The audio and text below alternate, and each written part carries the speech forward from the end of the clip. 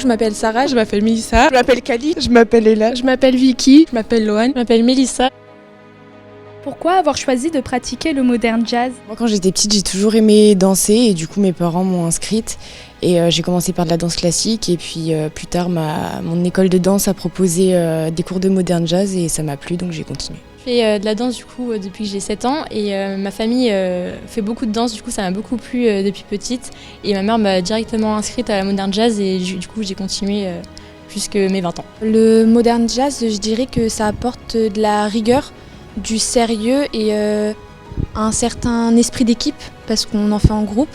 Et dans la vie de tous les jours, ça nous aide même à l'école ou avec les autres. Il faut sortir de ce truc comme quoi la danse c'est quelque chose d'académique parce que c'est vrai, il y a des règles, mais il faut aussi avant tout danser et s'amuser et prendre plaisir, ce qu'on ne fait pas quand on est plus jeune. La danse c'est quand même une discipline, donc il faut quand même être engagé et aimer ça. Il faut toujours se surpasser, il faut toujours croire en ses rêves. Vous allez bientôt participer au concours national de danse. Comment en êtes-vous arrivé là ? Avant de se qualifier au national, il faut passer par le concours régional. Donc généralement, il se déroule à Valenciennes.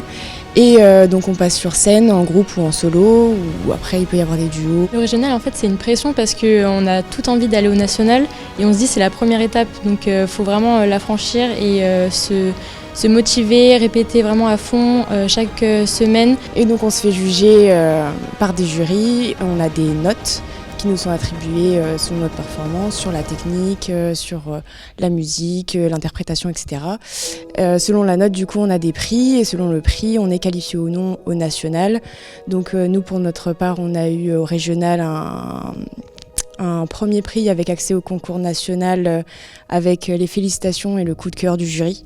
Donc ça revient à une note de 18 sur 20. La période du national, c'est sur plusieurs jours. Du coup, on consacre une semaine à peu près, ou 5 jours par exemple, pour y aller. Donc c'est vraiment top, ça nous évade, ça nous permet de passer des bons moments, de rigoler. Et tous les supporters sont là pour nous motiver. On a 3 heures de danse tous les vendredis. Donc on a 2 cours, parce qu'en concours on est obligé d'avoir 2 cours minimum. Ensuite on a des répétitions tous les week-ends, donc c'est en fonction de nos disponibilités. Après des fois c'est le samedi ou le dimanche. Quelle histoire est racontée dans votre chorégraphie ? Notre professeur nous montre une chorégraphie généralement autour d'un thème.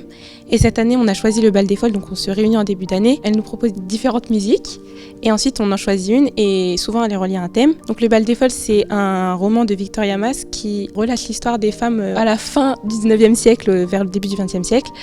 Donc les femmes qui n'entraient pas dans les normes de la société, elles étaient emmenées à la salpêtrière et elles étaient réunies là-bas elles étaient traitées comme des folles, comme si elles avaient vraiment un problème, alors que la plupart du temps, elles étaient juste un peu différentes, mais elles étaient caractérisées comme folles. Et certains soirs, il y avait des réunions comme si c'était un spectacle, on les mettait au milieu d'une salle, et les gens de la haute société venaient les observer comme si c'était un zoo en fait.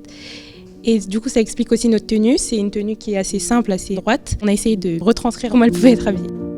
Kali, peux-tu revenir sur ta chorégraphie en solo ?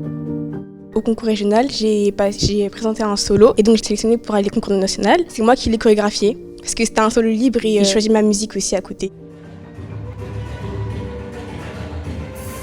Dans ma chorégraphie, j'ai mis des pas de mes origines, donc le Gros-Ka.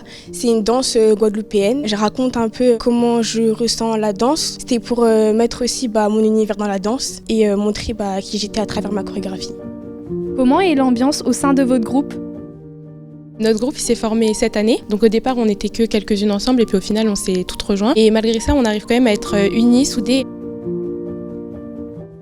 Ça donne une bonne ambiance dans le groupe, un bon esprit d'équipe et on se tire toutes vers le haut et ça nous aide à réussir. À chaque concours régional on a tous un rituel, on prend tout un tic-tac, vert ou orange, donc on le mange tout en même temps et après on se passe un spray Monoï et avant de passer sur scène dans les coulisses, le prof elle nous fait un bisou sur la joue et ça nous porte bonheur, voilà.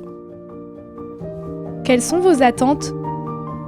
Avec le prix qu'on a eu, on s'attend à plus du coup pour le concours national. On espère aller à l'européen. Si on obtient une note à partir de 17 sur 20 au concours national, on pourra accéder au concours européen qui est donc la finale, qui se déroulera cette année à Dijon en novembre. Si on pouvait y aller, ça serait vraiment super.